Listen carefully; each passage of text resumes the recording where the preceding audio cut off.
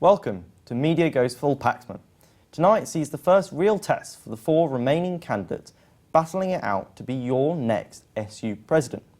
The election starts here and now, with polls closing on Thursday evening. Up next is second-year mathematics student JEV Edens. Thanks for coming. Thank you for having me. Okay. Your whole manifesto centres on student welfare.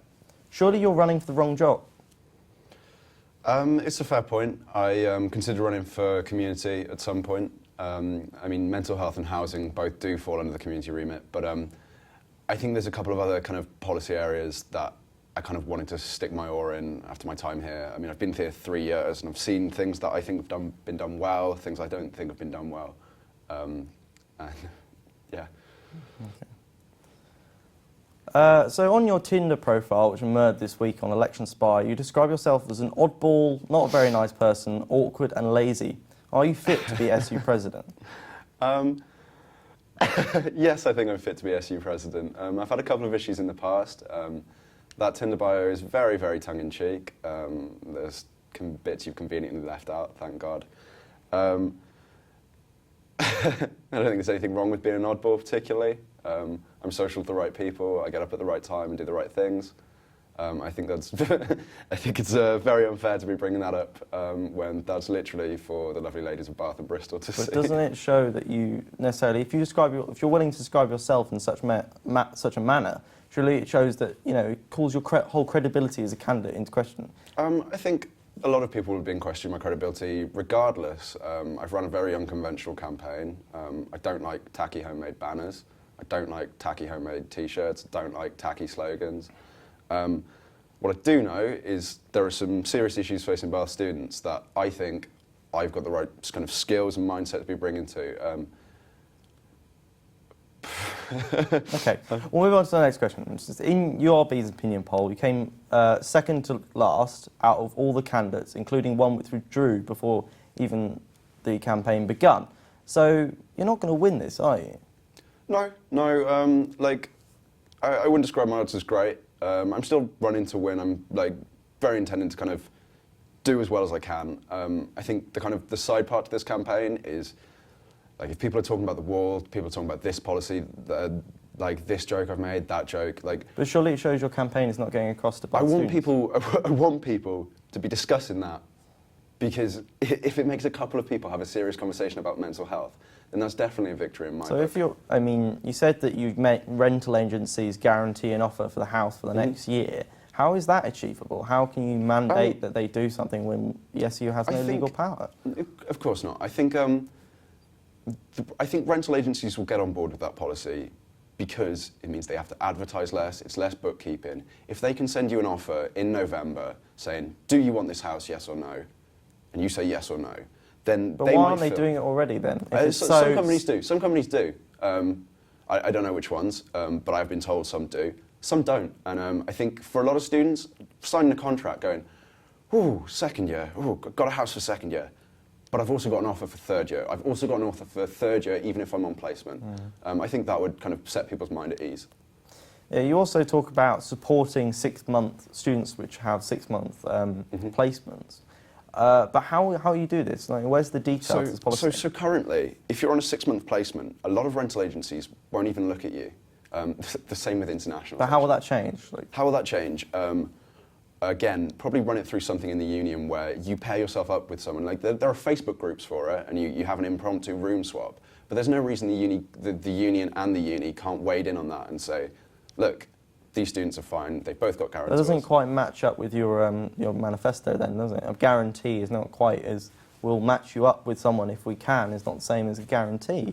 No, but we'll match you up with someone if you can. Is if there's 150 That's not a guarantee. students. A guarantee implies that whatever happens, you will have this.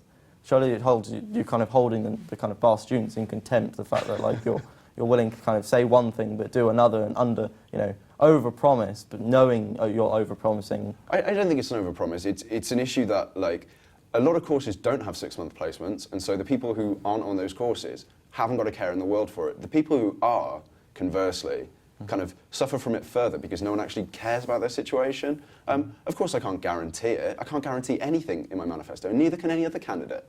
but I know I'll try my best. Why is it a promise then if you know you can't deliver on it? Well, why is anyone else's manifesto on there? Like, I think I can deliver on it. I think I've got the ability to deliver on it, and I think the union and the kind of the contacts. Yeah, but how will you guarantee it? You've never actually illustrated how you'll guarantee, using the words that you put on your manifesto, how will you guarantee to these students that they will have, you know, the protections and they'll have that tendency for that 6 months? No comment on that. So you can't give us the details. So therefore, I can't give you a detail. Because there's another manifesto commitment again, the scraps right out the door because you know it's unworkable. It's not that. It's not unworkable, and it's not been scrapped.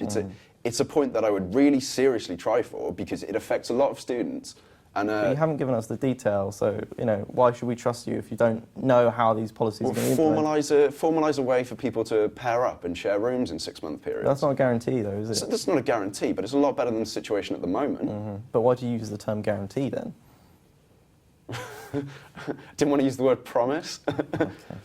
Okay. So if we turn to your kind of wider role in the SU, the SU president is responsible next year will be responsible for 2 subgroups in the SU. What are those subgroups? I have no idea, no comment. Surely why are you running for a position if you don't even know the role and responsibilities of that role? I've done a lot of research. That's not something I kind of have looked into loads, and I'm not going to sit here and bullshit an answer to you. Like, I don't know. Again, it's, you know, why should we trust you if you don't know the position of the job? Tell me, and I'll tell you your thoughts. Okay, so the first one is student media, yeah. and the second one is the new politics and activism subgroup, both of which are will hold you to account technically. That's the responsibility in terms of the SU constitution. Okay, so student media is a question I had yesterday as well, and I don't have a position on it. I mean, could I do my time at Bath again? I'd love to have been part of student media, but I don't actually understand a lot about student media and their needs, their desires, and like what they actually kind of want to accomplish. Someone can tell me that information. So why should we elect you over another candidate who has a more elaborate policy, an actual more specific policy on media? So would you prefer me to have put a point in my manifesto, media, I'm going to sort X, I'm going to do Y, and Z's going to happen, when I actually have no clue about it? I'd rather someone more informed. But why do you not have why do you not have a clue about it? You know, you talked about saying you did preparation in terms of talking to SU officers. Why didn't you go and see media, considering it's going to be part of your role next year, and you might be working with those people next year? Why didn't you do that? Because had I gone to someone in advance and said, look, what's the situation? It would be exactly the same as if I did it in 2 weeks' time, should I get elected. Like, my view isn't going to change. I'm going to take the informed opinion of a consensus of people who I trust. And surely this shows the kind of issue of you as a candidate, the fact you're not proactive, you're not engaged, you don't really care so much about the SU that you're not willing to kind of look into these issues. I think that's very, very unfair. I thought media at Bath is quite small. No one reads Bath Impact. I'm not really sure how many people are watching these videos. I would love media at Bath to have a bigger profile, but how will you do it? There are much bigger issues. Like, media was never one of my concerns. So would you cut media? No, of course not. That's fake news. What will you do? What will you do with them? What will I do with well, media? They're not a priority. So despite the fact that, you know, your role is specifically supposed to care for these groups, you just say, I've got more important things to do. No, of course not. I will sit down, as I will with pretty much every other kind of society and committee.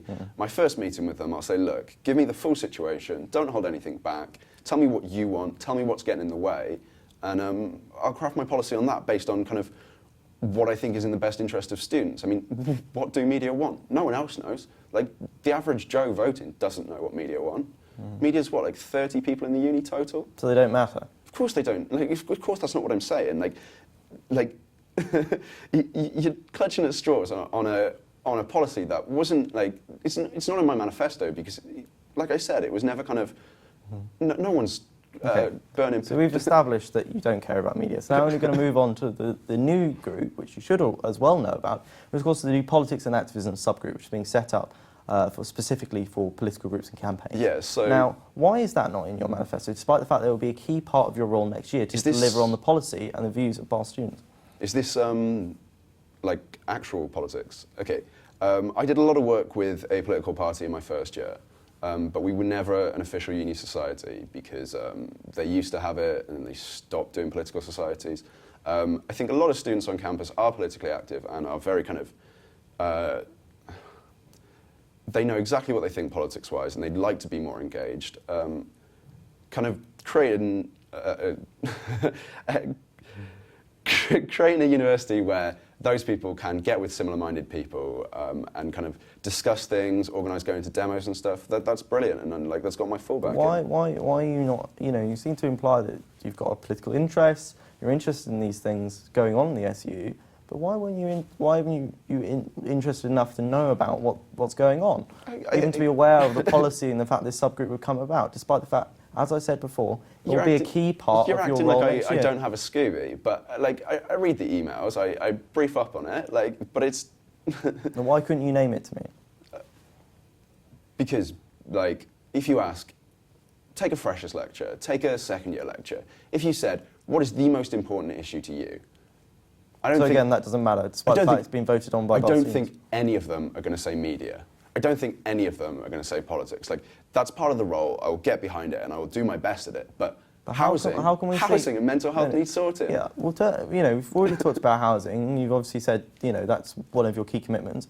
But, you know, this is specific to your role, and you're just saying that this, despite the fact that you are mandated in your position to care for these roles and nurture these subgroups, you just don't care about them. They're kind of secondary to the job. That's a complete misnomer. Of course I care about these groups, and of course I want them to do kind of the very best they can, and not just that, go further than that. Like, but I think picking up on things that I potentially didn't know, it's not a gaping hole in my platform. Mm-hmm.